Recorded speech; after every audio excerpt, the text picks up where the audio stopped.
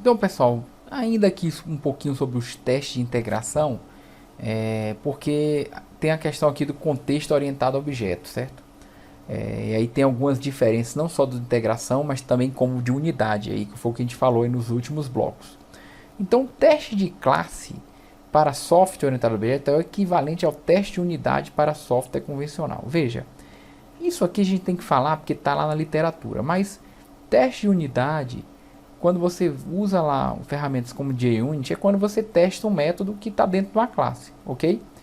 Mas os autores falam disso e a questão anterior, você precisa entender isso, a questão do bloco aí de integração, você precisa entender isso para você aprofundar o entendimento ali naquela questão, certo?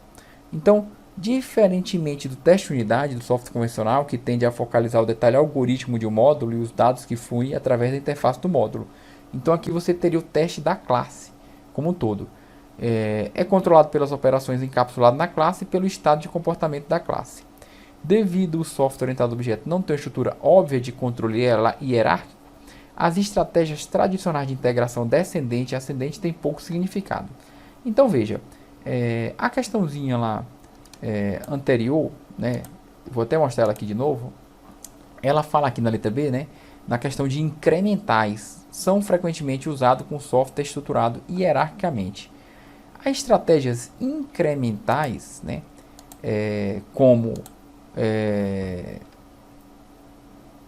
nas duas abordagens clássicas, top-down e bottom-up, né, elas de fato até são utilizadas em software estruturado hierarquicamente, certo? Mas elas não são muito adequadas quando há uma combinação das duas estratégias, certo? Eu apresentei a bottom-up e a top-down, mas existe uma terceira chamada de sanduíche, que é a junção das duas, ok? Então, a estratégia incremental de fato é muito utilizada em softwares orientados a objeto, por causa de toda a sistemática de desenvolvimento orientado a objeto que necessita aí dessas validações. A abordagem não incremental é que era muito usada em software hierárquico, ok? Então por isso que a questãozinha lá está até errada. Por que eu trago esse contexto O aqui?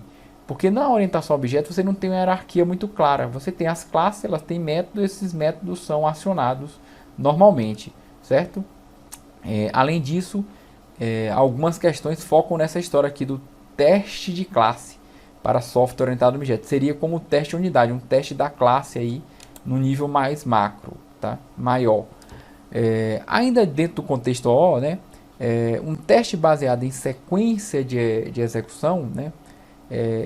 O Thread Based Testing, ele integra o conjunto de classes necessário para responder uma entrada a um evento do sistema.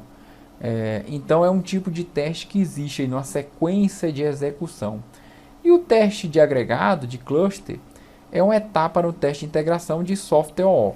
Então aqui, no contexto OO, se falava aí que você tinha algumas variações aí no teste de unidade, que eu falei aqui para vocês agora, né, que a gente já deu exemplo no bloco anterior, e no teste de integração, que a gente viu também, né, o teste de unidade é 2 blocos atrás, o teste de integração no bloco anterior.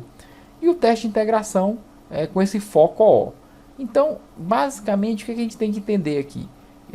Que no caso da integração, um agregado de classes colaboradoras é exercitado projetando casos de teste que tentam descobrir erros nas colaborações. Então, basicamente é o seguinte, teste de unidade, teste de integração são testes que a gente faz desde o início da engenharia de software. A gente nem tinha ainda orientação a objeto. Eram testes feitos ainda em sistemas estruturados. Com a abordagem orientada a objeto, teve que se adaptar esses testes, né? Dentro dessa sistemática aí da orientação a objeto, como eu falei para vocês, num contexto de software O, o teste de classe, no qual está tudo encapsulado na classe, e você faz o teste daquela classe como um todo. A gente vai ver que com a evolução os testes de unidade focaram nos métodos, mas o autor aqui fala dessa forma. E aí tem algumas questõezinhas que às vezes falam desse contexto OO. E o teste de integração, né, com as suas abordagens, as incrementais, né, são muito mais utilizadas no contexto da orientação a objeto. E a não incremental no contexto, né, de uma programação hierárquica. Agora, as incrementais também eram utilizadas numa sistemática de programação estruturada, né? Programação estruturada você tem uma hierarquia ali mais clara. Mas aí qual é o problema? Basicamente aí é que na orientação a objeto você só deve usar basicamente abordagens incrementais. Não tem nenhum sentido a abordagem não incremental, né? A abordagem Big Bang. Perfeito? Então é isso que eu queria falar para vocês aí dentro do contexto OO. Além disso, a gente vai ver que o teste de regressão ele tem muito a ver aqui com os testes de integração, de rodar de novo para ver se nada quebrou, né? Então, sempre que o software é corrigido, algum aspecto da configuração do software, né, o programa, sua documentação e os dados de suporte é alterado. Então, o teste de regressão ele ajuda a garantir que as alterações, né, devido ao teste e por outras razões, não introduzam comportamento indesejado ou erros adicionais. Ele pode ser executado manualmente, né, executando um conjunto de casos de teste ou usando ferramentas automáticas de captura de reexecução. Então, o teste de regressão ele tem muito a ver com reexecutar testes de integração e testes unitários. É por isso que eu estou reforçando aqui de novo. Nós passamos por 2 módulos, né? Agora 2 aulas falando de unidade com exemplos, integração com exemplos. E aí estamos fazendo esse bloco aqui chamado contexto OO para ver como é que acontece teste unitário dentro da orientação a objetos, né? Como o autor falava e como é hoje em dia. E no contexto de teste de integração. E, obviamente, os testes de regressão que a gente já vem falando no curso, está muito focado nesses 2 tipos de teste aqui. E outro tipo de teste que surge é o chamado teste fumaça, que é uma abordagem de teste de integração que é usada frequentemente quando produtos de software são desenvolvidos. Teste fumaça é uma coisinha aí que cai também. A gente vai ver até uma questãozinha sobre o teste fumaça, que é basicamente o seguinte: você tem um projeto com prazo crítico e você bota ali como se fosse um marca-passo, né, para fazer ali um eletro no coração, no qual ele fica monitorando. Então é projetado com um mecanismo de marca-passo para projetos com prazo crítico, permitindo que a equipe de software avalie o projeto frequentemente. Então você vai implementando teste de integração, deu algum problema, a equipe já é avisada logo de cara, certo?